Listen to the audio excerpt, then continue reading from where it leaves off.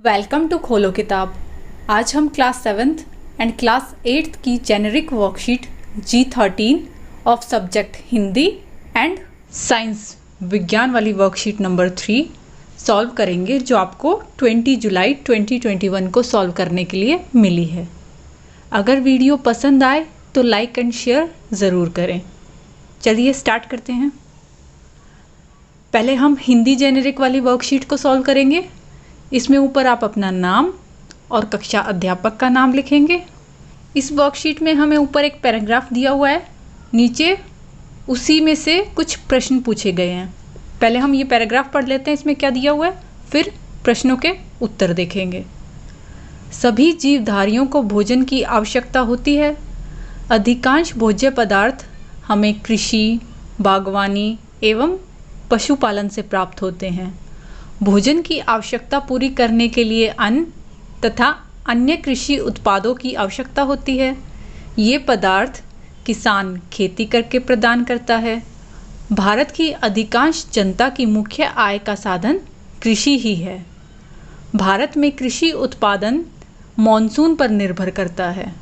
हम सभी लोगों को किसानों को सम्मान देना चाहिए और जहाँ तक हो सके उनकी सहायता करनी चाहिए।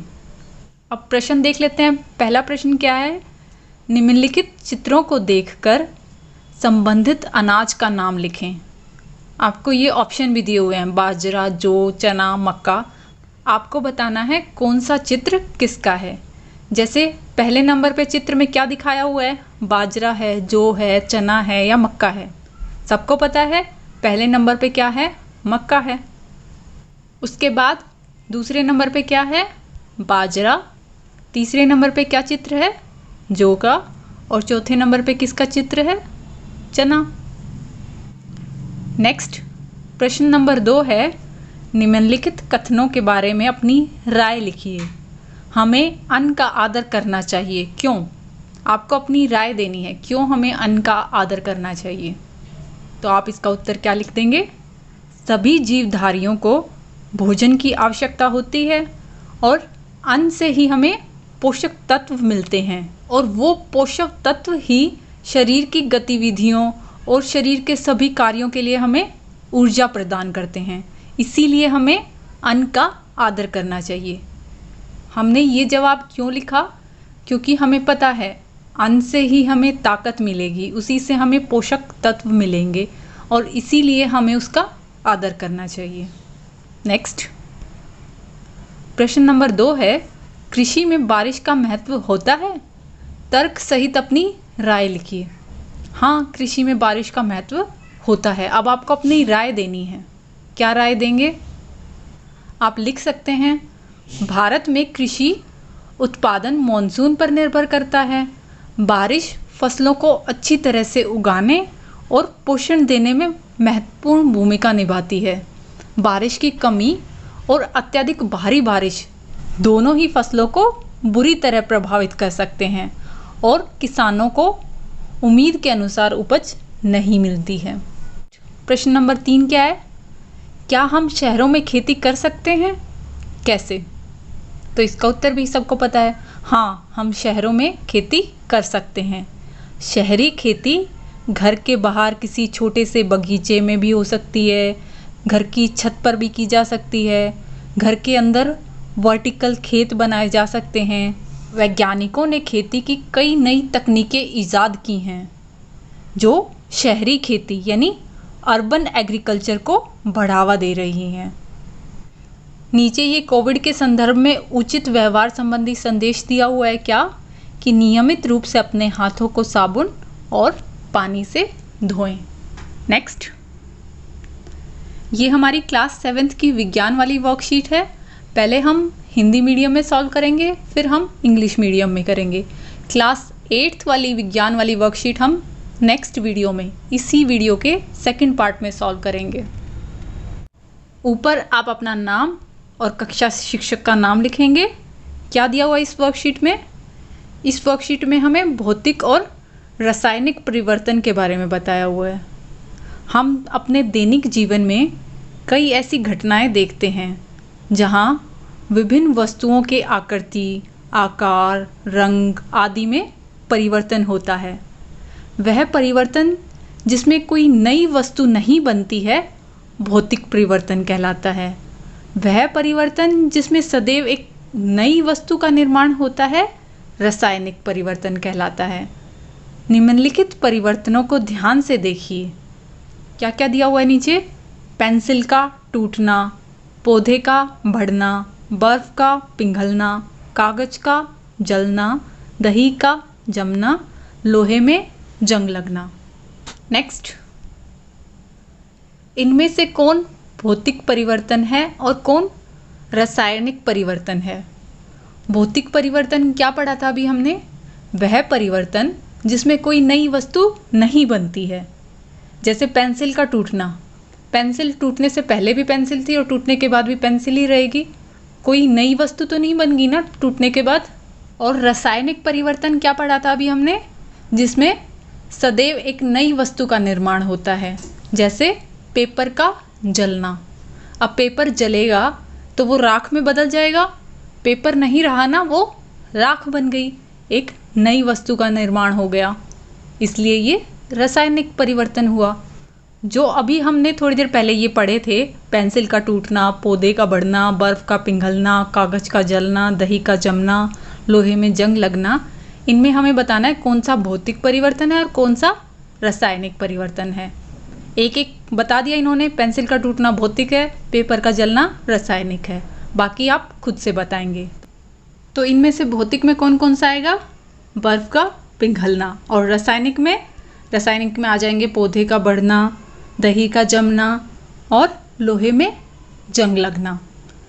बर्फ का पिघलना भौतिक में क्यों आया है? क्योंकि बर्फ अगर पिघल जाएगी तो पानी बनेगी, हम पानी को दोबारा फ्रिज में रख देंगे, वो फिर से वैसी ही बर्फ बन जाएगी, कोई नई चीज़ तो नहीं बनी ना, वही रही। और रासायनिक परिवर्तन में हमने पौधे का बढ़ना लिखा है तो वो पौधा ही, छोटा पौधा फिर बड़ा हो गया, पर उसके अंदर काफ़ी सारे केमिकल चेंजेस आए। दही का जमना, लैक्टिक एसिड बनी होगी, लोहे में जंग लगना, आयरन ऑक्साइड बनी होगी। अगला प्रश्न क्या है? कभी कभी भौतिक और रासायनिक परिवर्तन साथ साथ हो सकते हैं, कोई 2 उदाहरण सुझाइए। तो इसके उदाहरण आप लिख सकते हैं, भोजन का पाचन और मोमबत्ती का जलना। इन दोनों के अंदर ही भौतिक और रासायनिक परिवर्तन साथ साथ हो रहा है। कैसे? भोजन का जब पाचन होता है तो भोजन चबाने से शारीरिक रूप से टूट जाता है, मतलब उसमें भौतिक परिवर्तन हो रहा है। और पेट में लार और एसिड में पाचन एंजाइमों द्वारा रासायनिक रूप से वो टूट जाता है, मतलब उसमें रासायनिक परिवर्तन हो रहा है। और ऐसे मोमबत्ती के जलने से मोम पिघल जाता है और इसलिए मोम की भौतिक अवस्था ठोस से तरल में बदल जाती है। साथ में इसमें रासायनिक परिवर्तन भी हो रहा होता है। कैसे? मोम वातावरण के ऑक्सीजन के साथ जुड़ जाता है और कार्बन डाइऑक्साइड, गर्मी और प्रकाश में बदल जाता है। नीचे ये कोविड संदेश क्या है? नियमित रूप से अपने हाथों को साबुन और पानी से धोएं। नेक्स्ट, ये सेम वही वर्कशीट है जो अभी हमने हिंदी में पढ़ी थी, अब इंग्लिश में दी हुई है, जिसमें ऊपर आप अपना नाम और क्लास टीचर का नाम लिखेंगे। भौतिक और रासायनिक परिवर्तन को इंग्लिश में फिजिकल एंड केमिकल चेंज बोलते हैं। वो चेंज जिसमें कुछ नया नहीं बनेगा वो फिजिकल चेंज होगा, और वो चेंज जिसमें एक न्यू थिंग फॉर्म होगी वो केमिकल चेंज होगा। अब नीचे ये breaking of pencil, growth of a plant, melting of ice, burning of paper, setting of curd, rusting of iron, इनमें से आपको बताना है किसमें फिजिकल चेंज हुआ और किसमें केमिकल चेंज हुआ। फिजिकल चेंज में ब्रेकिंग ऑफ पेंसिल ऑलरेडी लिखा हुआ है, और दूसरा फिजिकल चेंज क्या होगा? मेल्टिंग ऑफ आइस, मतलब सिर्फ उसकी फिजिकल स्टेट चेंज होगी। वो सॉलिड थी, मेल्ट होके वो लिक्विड फॉर्म में, वाटर फॉर्म में आ गई, पर रहा वो वाटर ही। फ्रिज में रख दो, दोबारा से आइस बन जाएगी। और chemical change, burning of paper already लिखा हुआ है, बाकी आप लिख देंगे क्या क्या? Growth of a plant, setting of curd and rusting of iron. इनमें चेंज से एक न्यू थिंग फॉर्म होगी। सेटिंग ऑफ कर्ड में लैक्टिक एसिड प्रोड्यूस होगी, रस्टिंग ऑफ आयरन से आयरन ऑक्साइड प्रोड्यूस होगा, ग्रोथ ऑफ ए प्लांट से photosynthesis होगा जिसमें केमिकल रिएक्शंस टेक प्लेस करेंगी, और साथ में न्यू सब्सटेंसेस फॉर्म होंगे। नीचे क्या क्वेश्चन दिया हुआ है, sometimes physical and chemical changes take place simultaneously. Physical और केमिकल दोनों ही चेंजेस साथ साथ हो रहे होते हैं। ऐसे कोई 2 एग्जाम्पल देने हैं तो आप इजीली दे सकते हैं, digestion of food and burning of candle. Digestion of food क्या होगा, इसमें दोनों फिजिकल एंड केमिकल चेंजेस कैसे टेक प्लेस करेंगे साइमल्टेनियसली। फूड जो होगा वो फिजिकली ब्रोकन डाउन होगा बाय च्यूइंग और केमिकली ब्रोकन डाउन होगा by digestive enzymes in the saliva and acid in the stomach. और दूसरा बर्निंग ऑफ कैंडल, उसमें क्या होगा, वैक्स मेल्ट करेगा, hence physical state of wax changes from solid to liquid. Again the wax combines with the atmosphere oxygen and changes to carbon dioxide, heat and light. मतलब physical और chemical दोनों ही changes take place simultaneously. नीचे ये covid related message दिया हुआ है, wash your hands with soap and water regularly. इसी के साथ हमारी क्लास 7th वाली वर्कशीट कंप्लीट हुई। क्लास 8th वाली वर्कशीट हम इस वीडियो के सेकंड पार्ट में करेंगे, जिसका लिंक आपको नीचे डिस्क्रिप्शन में मिल जाएगा। Don't forget to like, comment, share and subscribe the channel.